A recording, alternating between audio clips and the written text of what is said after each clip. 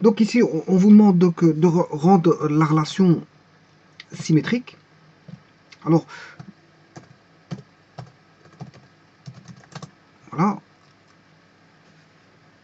Alors ici, je peux vous dire que quand on dit compléter les diagrammes orientés en dessinant ou supprimant, le minimum d'arc afin d'obtenir une relation vérifiant là où les propriétés demandées, ben ici je peux vous dire qu'il n'y a pas à dessiner, il n'y a pas à supprimer, puisqu'en fait elle est déjà symétrique en soi.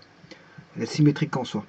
Je vous le dis directement, donc c'est une relation qui est symétrique, et il faut la rendre symétrique, ben elle est déjà symétrique, donc il n'y a rien à faire. Il n'y a rien à faire. Voilà.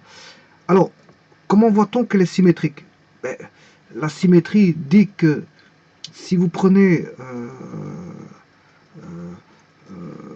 deux éléments, donc symétriques, ben, on voit tout de suite que B est symétrique. Hein. Regardez bien, je vais vous le mettre ici. On a une relation BB. BB, c'est symétrique. Voilà. Et on a une relation... Ah, tout ce qui se trouve sur la diagonale est symétrique. Hein, voilà. À lui-même. C'est ce qu'on appelle les identiques. Voilà. Donc là, on va mettre A. Et là, on a une relation purement symétrique. Donc A est symétrique aussi sur lui-même. Donc on a les identiques sont symétriques sur eux-mêmes.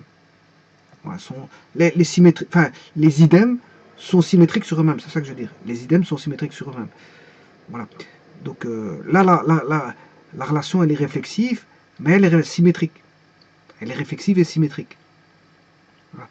Alors, je vous rappelle la définition d'une symétrie. C'est valable quel que soit x, y, appartenant donc à l'ensemble E contient que deux éléments AB.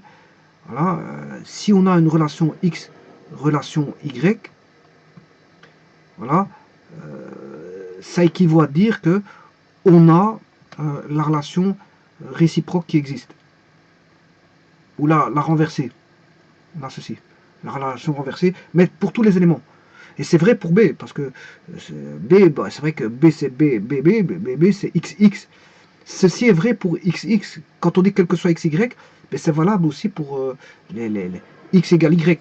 C'est valable aussi bien pour X égale Y, mais c'est valable pour X différent d'Y.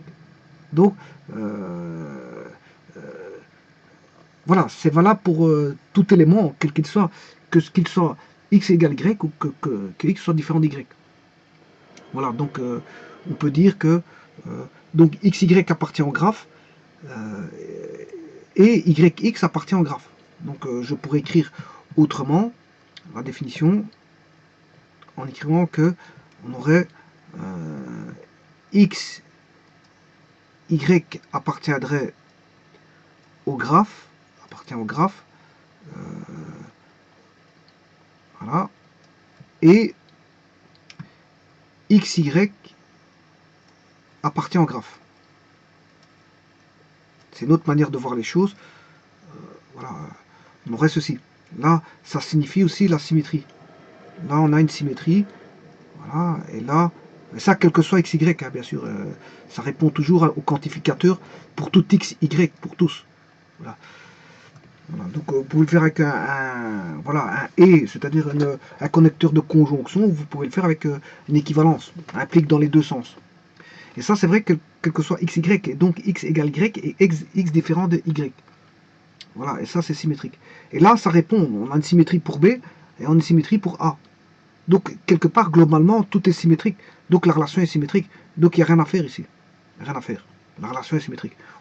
Donc, une relation qui contient voilà, que des boucles comme ceci, A, B, C, hein, je peux conjecturer, si j'avais C comme ceci, D comme ceci, ce serait toujours une relation, je veux dire, uniquement composée de boucles, uniquement, il n'y aurait pas d'autres arcs, uniquement des boucles, sur, voilà, et là, si tous les éléments sont bouclés sur eux-mêmes, ben, c'est une relation qui est symétrique et elle est réflexive et symétrique.